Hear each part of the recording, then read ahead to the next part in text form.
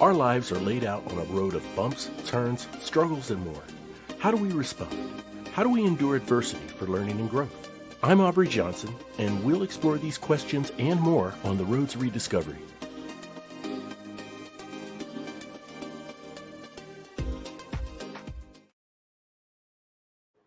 Hello, everyone, and welcome to another episode of The Road to Rediscovery. I'm your host, Aubrey Johnson, and I am so glad that you're here with me. The Road to Rediscovery is about reflecting on life lessons to learn and grow from them, and of course, pay it forward and help uplift others who are struggling through dark times. Now, as you know, on The Road to Rediscovery, we are very passionate about delivering quality content that is of value to you and your personal growth. If you like what you hear, please feel free to visit roadtorediscovery.com/donate. That's road, the number 2, rediscovery.com/donate. We'll give you a shout out in a future episode. And as always, there is no obligation. We are truly grateful for your listenership. My special guest is an intermittent fasting expert, wellness coach, author, human movement specialist, and the host of the Get Lean, Eat Clean podcast.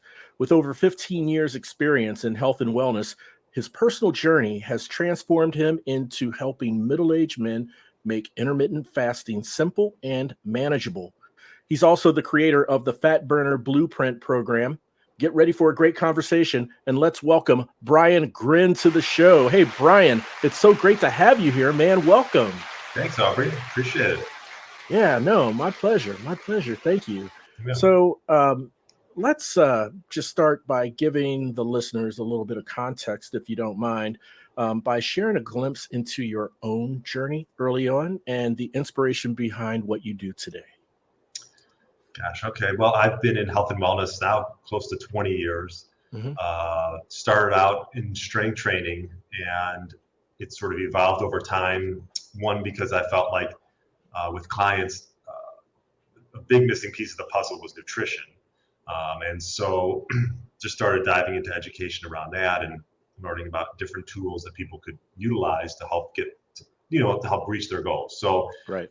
I personally, my own story is I've actually was lucky. I was exposed to health at an early age, like in high school, and so have sort of led that lifestyle for a while now.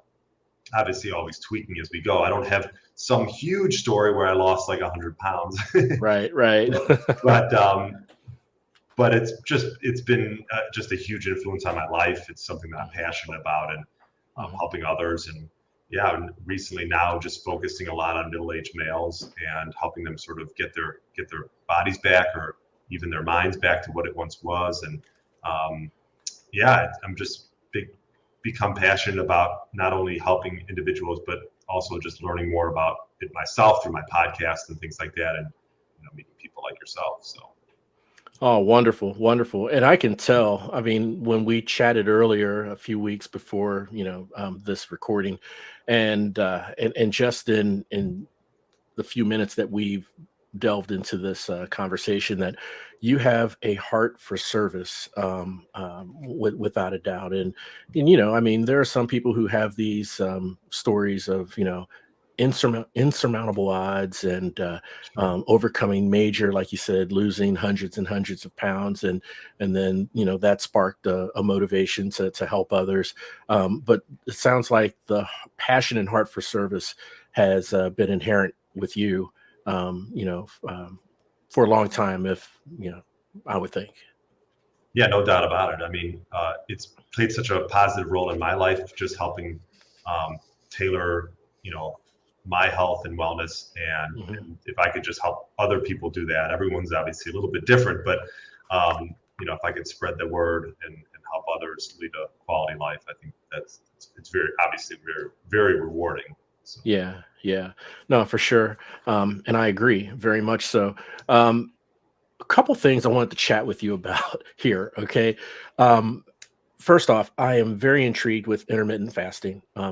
I personally am, because it's something I practice, and can go into that here in a little bit. But one thing that I'm really interested in your insights with, Brian, is you have a physical aspect and a mental aspect when it comes to having the discipline and the tenacity and the resolve of maintaining a consistency and actually a motivation behind eating clean and physical activity and that sort of thing.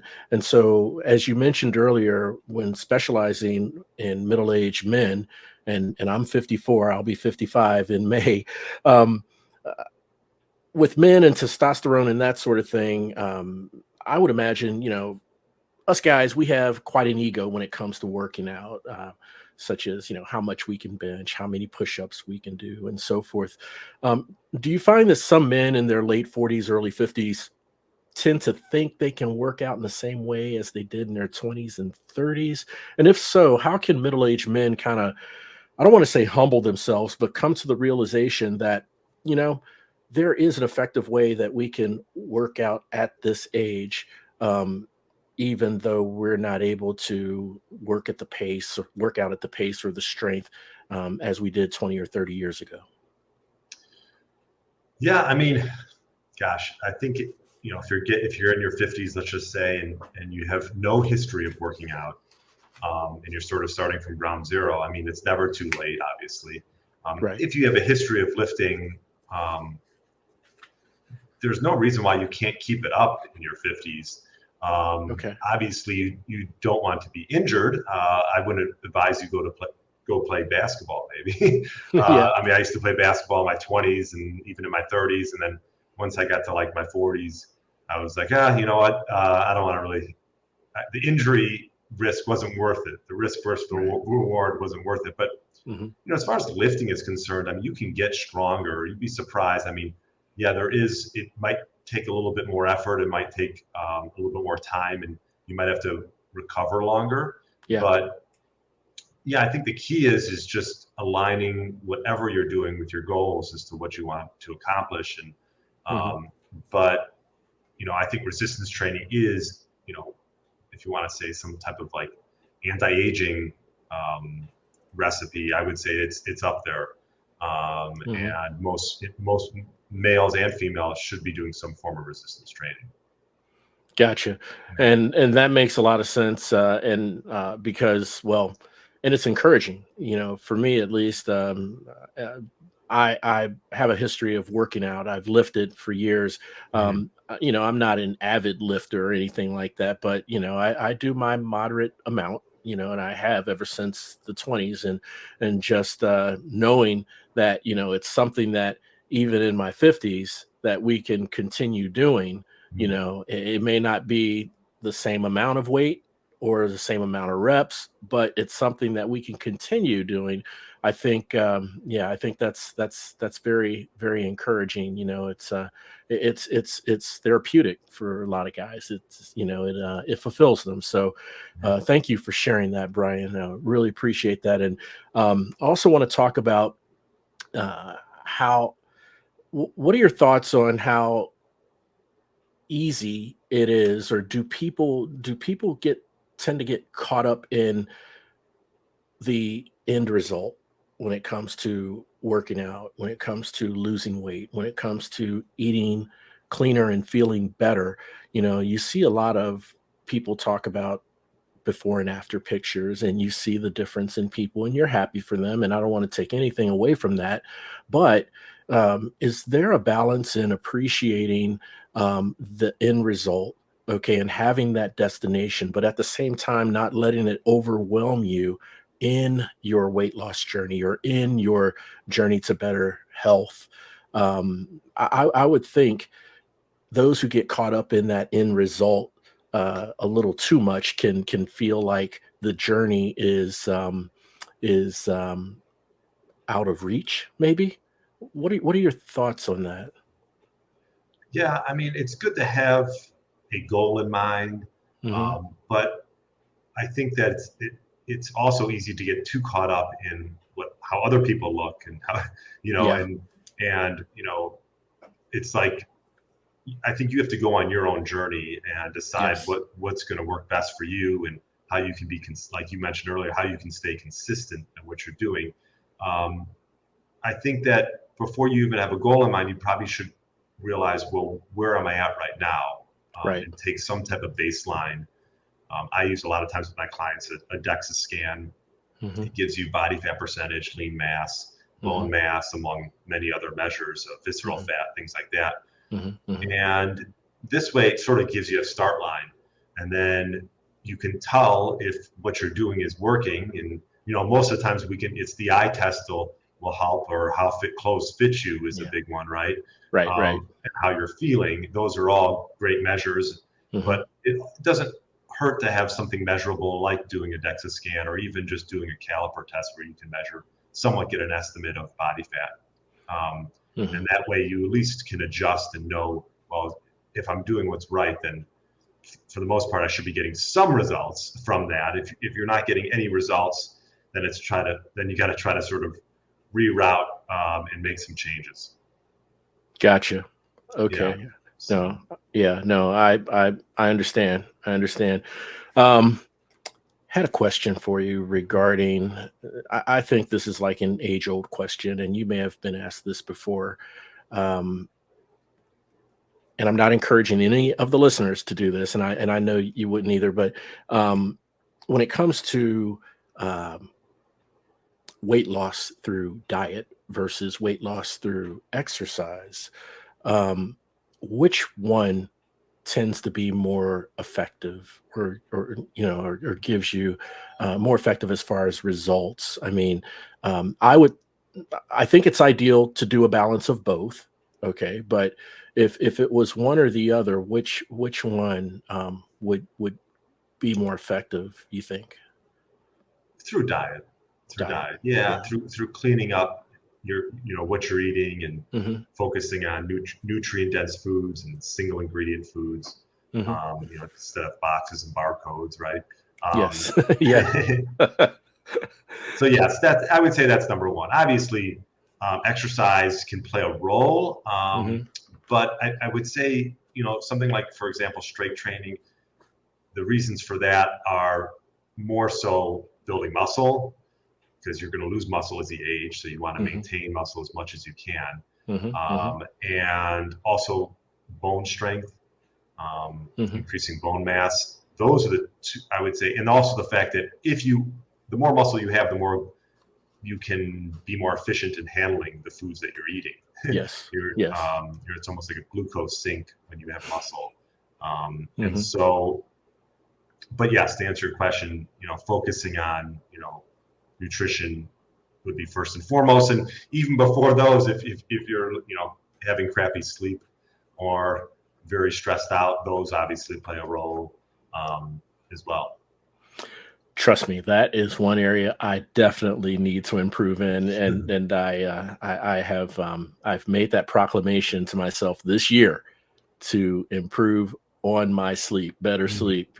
So that's another good factor. I'm glad you brought that up as well, because that has a huge impact. I never knew for years, especially in my younger years, 20s and 30s, the impact of a good night's sleep for the for the next day and so forth. So that's an incredible insight. So when you're working with middle-aged men, Brian, do you have which is the more challenging when it comes to getting getting your clients to move in the right direction towards that healthier lifestyle, right? Is it I would imagine with men, getting them to the exercise and workout piece may not be as difficult or challenging as it would be the diet part. Based on your experience, have you observed that, or is it the other way around, or is it about the same? Yeah, I hate to say it, probably depends on the individual. I could probably give you examples on both ends of the spectrum. I think some people who have a little bit of a weightlifting background or exercise background, it's we might make tweaks to it, but it's not that it's more I'm just going to say it's more difficult to get them into the eating part, and so I think it depends on the individual and what their history is like. Yeah. Gotcha. And the reason I'm asking this, Brian, is I'm kind of teeing this up. Okay, um, I'm thinking a lot of middle-aged men, they kind of make the self-proclamation, or they may have said to their loved ones or other people that, at this point in their lives, they're quote set in their ways, right? Mhm. They are who they are. They are going to eat what they want to eat. They're going to do what they enjoy doing, and so uh, what's can you speak to the mental aspect or the mindset, or I guess the psychological aspect of pursuing um, Um, this lifestyle, for men that maybe have that way of thinking? yeah, it's interesting you bring that up because I had a call this morning with an individual who wasn't committal. They Okay. didn't want to commit, Mhm. and you know, I think for someone like that, it's important to really dive into, first of all, why do you want to improve your health? Not just, Yes. oh, I want to lose weight. Well, why do you want to lose weight? And sort of digging deep, it's like finding your why. You always hear that, but it really Yes. is important for someone that's non-committal. And and then also, looking at the other spectrum is what if you didn't do anything? Right. What if you didn't, not necessarily even hire myself to help you, or it's not going to get any easier, Right. and No, if it's you're in not. your 60s, I think, or whatever it is, 50s, 40s, 50s, 60s, every year that Mhm. passes, it's that much more difficult to get results. So Yeah. time Yeah. is of the essence. You're not 25 years old. You can't make mistakes and things and then give yourself all this time. You want. That's why I think it's most important for individuals to work with someone, because you don't have that time that you did when you were in your 20s. Right.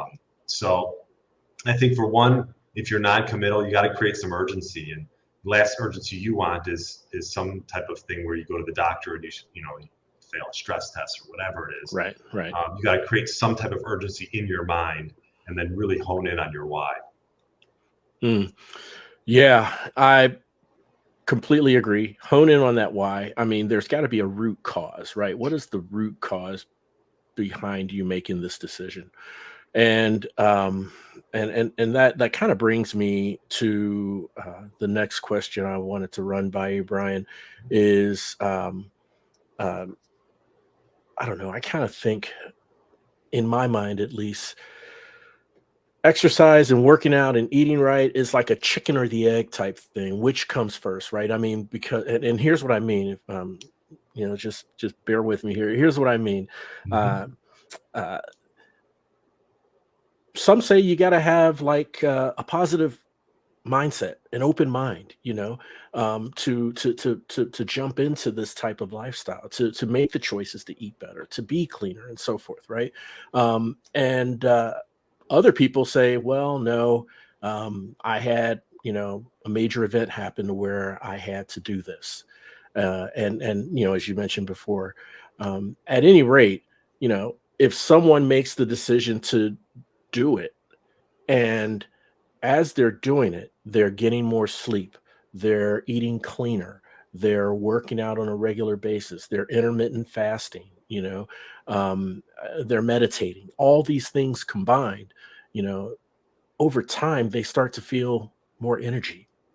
They start to feel more uplifted. They feel positive. They're in a better mood. The way they interact with people is just it's very enhanced, and maybe their very senses become more enhanced. Through doing this consistently over time, these things start to develop, um, and that right there is a motivating factor to exercise and diet. Um, but it's the struggle to get there, right? So someone who may not have that positive outlook or open mind, maybe the non-committal, may struggle with getting started. Um, you know, but if they know that this is on the other side, hopefully that can spark something, and hopefully that can be part of that why that you mentioned earlier for those who are non-committal. Well, yeah, and like you mentioned, I think the key is getting small wins early on. Yeah. And part of that is finding out what are those major culprits, those low-hanging fruits that will allow you to get those small wins and impact your health in a positive manner. And it depends on the person and what their history is like. Like for Aubrey, for you, maybe we're focusing on sleep. For someone else, it might be focusing on the quality of their foods. But whatever it is, it should be those major culprits that are causing the issue, and get some wins early on so you create some momentum. Nice. Brian, can you share for the listeners just an overarching high-level definition of intermittent fasting, and just some benefits that intermittent fasting can give us? Yeah, so I mean, high level, obviously, fasting is abstaining from food for a certain period of time, right? And there's many different forms of fasting. It could be depending on sort of the time that you're doing it, right? You got you also have alternate day fasting. You got time restricted feeding, which would be within like day. Typically, early time restricted feeding is when you're eating when it's light out, pretty much. But the most common time allocation methods are 16 and 8, where you're in a fasted state for 16 hours and you have an 8-hour eating window. Could be 18-6, could be 20 hours, 4 hours of eating. So high level, yeah, it's just abstaining from calories for a certain period of time. And I think first and foremost with fasting, it should be something that if you've never done it, easing yourself into it and understanding that it's a tool. But it's also a stressor it can be a stressor to individuals. So you want to make sure that you're not overdoing it, especially early on. But either way, it's a tool, and it's a way to, one of the biggest thing I like about it is, for one, it's a way to organize your day and create some boundaries, right? Like if one of those boundaries is cutting off your eating time 3 hours before bed, so let's just say that's 7 o'clock, that's going to cause a cascade of events that are going to be positive for you, right? You're not going to be eating too close to bed. And a lot of times what you're eating between 7 and 10 o'clock is probably not the healthiest thing in the world. So you're cutting out some junk, and that could be just a simple way to start, right? Yeah. And I think that could go a long way. So it's a tool. It's something that I think if you've never done, it's worth exploring. And then just sort of feel out what works best for you. Gotcha. And I can speak firsthand that it is definitely worth exploring, at least I don't know, the microcosm small version of intermittent fasting that I'm doing. No eating after 8 p.m. and no breakfast before 9 a.m. So, which is what I'm doing. But I tell you what, man, you brought up another great point when it comes to the last 3 hours before we go to bed. Most likely, whatever we're eating or snacking on isn't like the best for you. And so, even though I still need to work on my getting more sleep, I can say that, since starting intermittent fasting, I feel better when I wake up, even with the amount of sleep I'm getting now, because I didn't have that junk 3 hours before going to bed the night before, if that makes sense. No doubt about it. Yeah. So now the next step for me is to get more sleep, right? Right. And that could be, you could look at a lot of things. That could be creating some type of sleep routine, finding ways to wind down. Yes. But sleep is, something that definitely, and one thing that might even help is going for a walk in the morning, getting that exposure. If you have some sun, I'm in Chicago, we haven't had a lot of sun here. But even if the sun's not out, going for a walk, if you have dogs, which I don't know, you mentioned you had a dog with you. I do, yeah. So that can help with sleep quality, and exercise can help with sleep quality as well. Yes, for sure. Yeah. And my wife, she jokes around about this, but I think there's a hint of seriousness in this when she says that, now that you're intermittent fasting and you don't eat after 8 p.m., um, maybe that can encourage you to come to bed earlier, you know, uh, because it's like, all right, I'm watching TV or I'm, editing an episode or something. Let me just have some chips to snack on while I do this editing, right? Sure. Yeah. And so it's like, okay, well, if it's a night that I don't have any editing to do and it's pretty much an open night, then it's after 8, then can't eat, can't And do really if do you anything. need to do some editing, if that's the only time you do it, Hmm. you can get like some blue light blocking glasses, which will help take a majority of the blue light out of your eyes. And because when you're seeing blue light late at night, your Yeah. body, it suppresses melatonin. So Oh, I sometimes wear. I actually should have them on now, but it's not too late here. But yeah, I usually have these. These I wear during the day. These are more daytime ones, but the orange okay. tint are more geared towards nighttime. Oh, nice. Oh, that's a great tip. Thank you, Brian. You're welcome. Yeah, the blue blocking glasses, Yeah, the right? blue light. Yeah, blue light. You Okay, can. Yeah, there's blue quite a light. few brands now.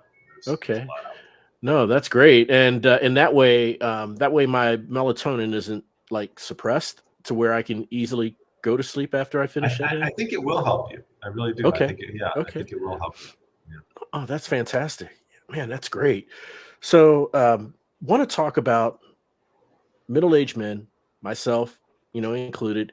Um, Obviously, at this point in our lives, our metabolism, and maybe this is an old wives' tale. I don't know, but um, I heard for middle-aged men under 60, the metabolism really isn't that far off from someone who's in their 30s or 40s. But when you hit 60, that's when you kind of see a decline.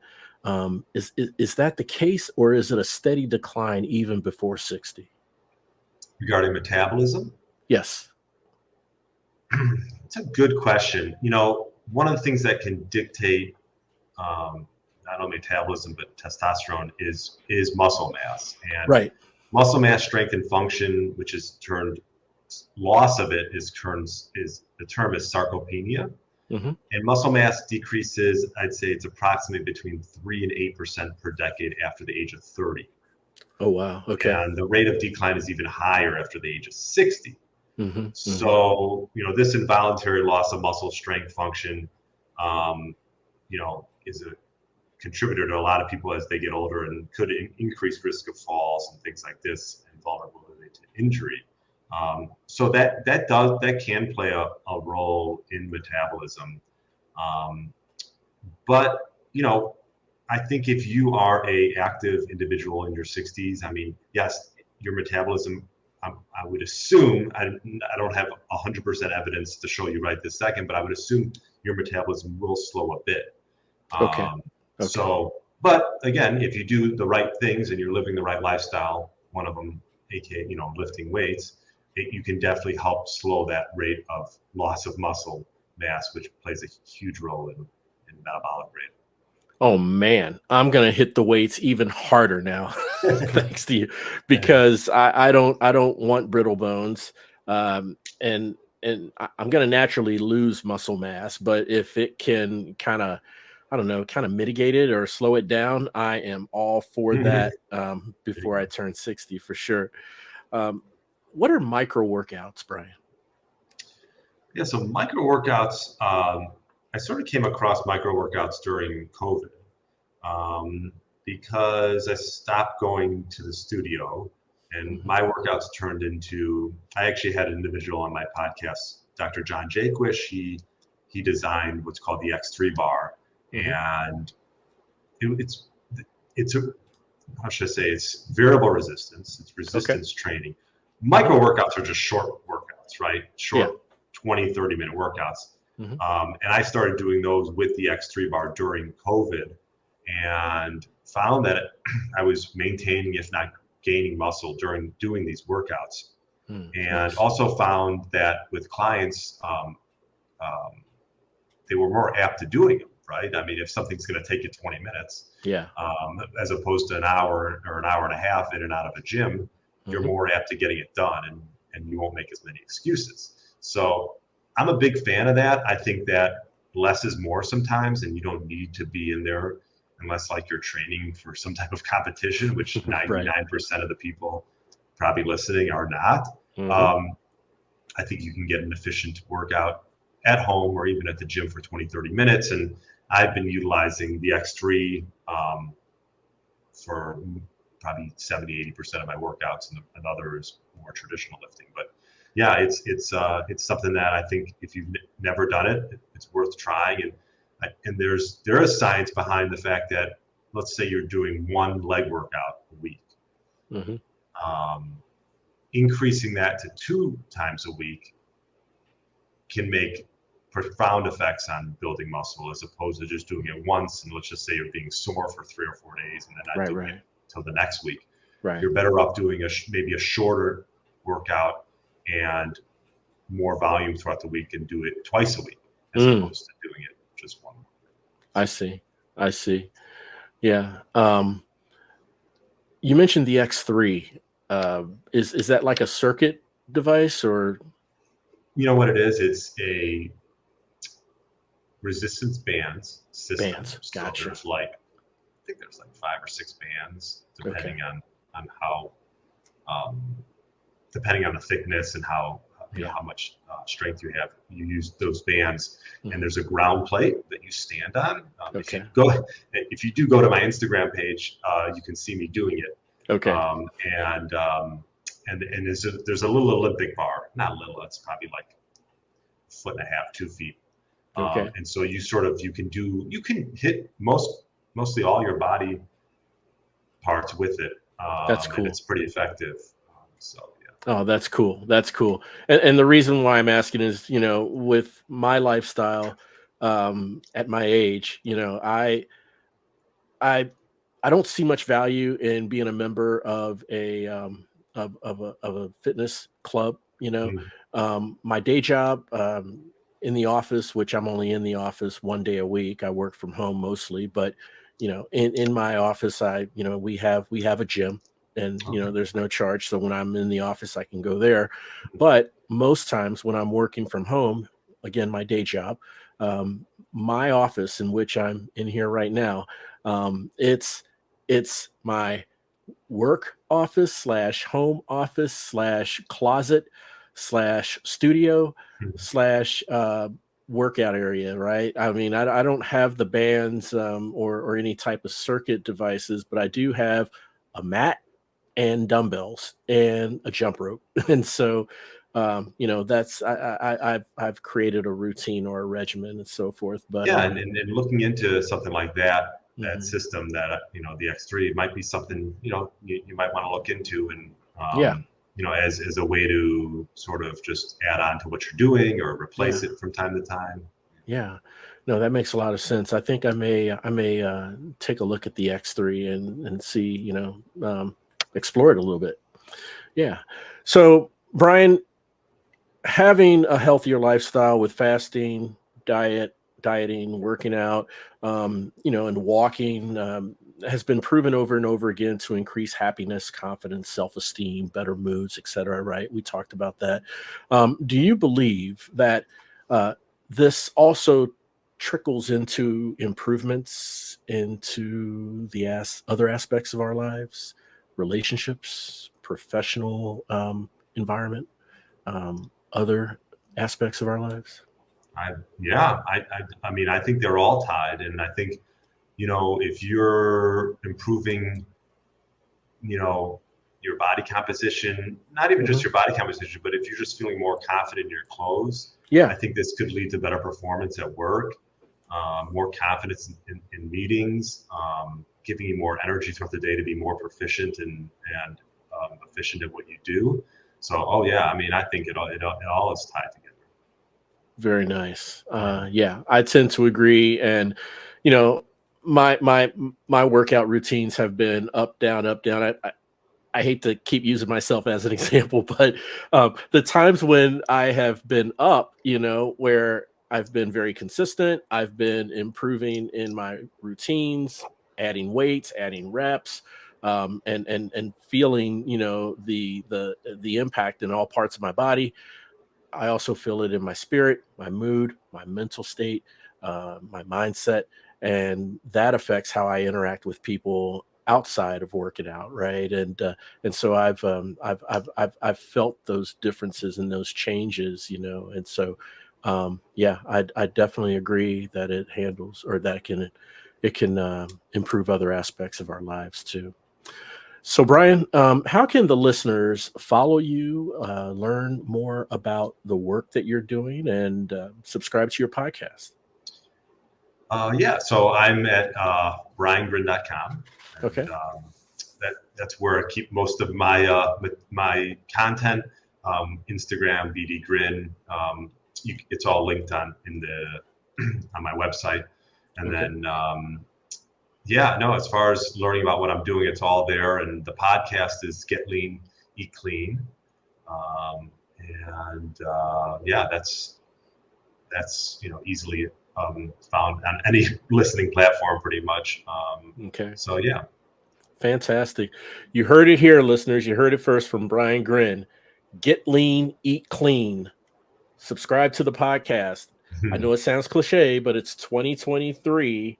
Okay. Whatever we're doing that's perpetuating sluggishness, perpetuating uh, lack of energy, uh, now's the time to turn it around, because it's not going to get any better, as we said earlier. So we're going to make sure and have all the information and how you can uh, get a hold of Brian and follow him and learn about the podcast and subscribe to the podcast. We'll have all those links in the episode show notes.